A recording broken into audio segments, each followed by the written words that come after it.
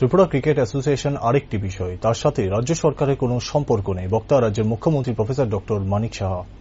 অবশেষে ত্রিপুরা ক্রিকেট অ্যাসোসিয়েশনের নেকাজ্জনক গোষ্ঠীদ্বন্দ্বের প্রেক্ষিতে মুখ খুললেন রাজ্যের মুখ্যমন্ত্রী প্রফেসর ডক্টর মানিক সাহা। রবিবার প্রধানমন্ত্রী মন কি বাত অনুষ্ঠানে সাংবাদিকদের প্রশ্নের জবাবে মুখ্যমন্ত্রী বলেন, ত্রিপুরা ক্রিকেট অ্যাসোসিয়েশন আরেকটি বিষয়, তার সাথে রাজ্য সরকারের কোনো সম্পর্ক নেই। কেন রাজ্য সরকার এই ঘটনায় জড়াবে? মুখ্যমন্ত্রী আরও বলেন, এটা ক্লাবের বিষয়, ক্লাব কর্তৃপক্ষরা এই বিষয়টি দেখবেন। মুখ্যমন্ত্রী বলেন, যদি আইন শৃঙ্খলার বিষয়ে কিছু থাকে তাহলে পুলিশ তাতে হস্তক্ষেপ করবে। টিসিএ তো আরেকটা বিষয়, এটা তো আমাদের রাজ্য সরকারের সাথে সম্পর্ক, ঠিক না? ওটার মধ্যে কেন আমরা রাজ্য সরকার, এটা ক্লাবের বিষয়, ওরা বিষয় দেখবে, আমরা এটার মধ্যে বলবো।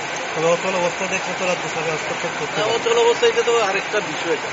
ওইটার মধ্যে আমরা সরকারের তরফ থেকে যদি আইন শৃঙ্খলার বিষয় দাঁড়ায়, সেখানে সরকার পুলিশ বিভাগ যাবে বা আইনের বিষয় ওটা তাদের বিষয়। আমরা যেহেতু স্যার ফ্লাডলাইটের ব্যাপার নিয়ে রাজ্য সরকারের কাছে দিয়েছে, আমরা দেখছি এগুলো, আমরা সাধারণত এগুলো আমরা দেখছি, নজরে আছে। যত সময় গড়াচ্ছে ত্রিপুরা ক্রিকেট অ্যাসোসিয়েশনের ক্ষমতা দখলের লড়াই ততই জটিল হচ্ছে। বর্তমান সচিব তাপস ঘোষ সদর মহকুমা শাসককে চিঠি দিয়ে ত্রিপুরা ক্রিকেট অ্যাসোসিয়েশনের সম্পত্তি রক্ষার আবেদন জানিয়েছে। ইতিমধ্যে এমবিবি স্টেডিয়ামে টেকনিক্যাল সেকশন, কনফারেন্স হল এবং সিসিটিভি ফুটেজ নষ্ট করা হয়েছে। টিসিএ অফিসেও জিনিসপত্র সরিয়ে নেওয়া হচ্ছে বলে অভিযোগ।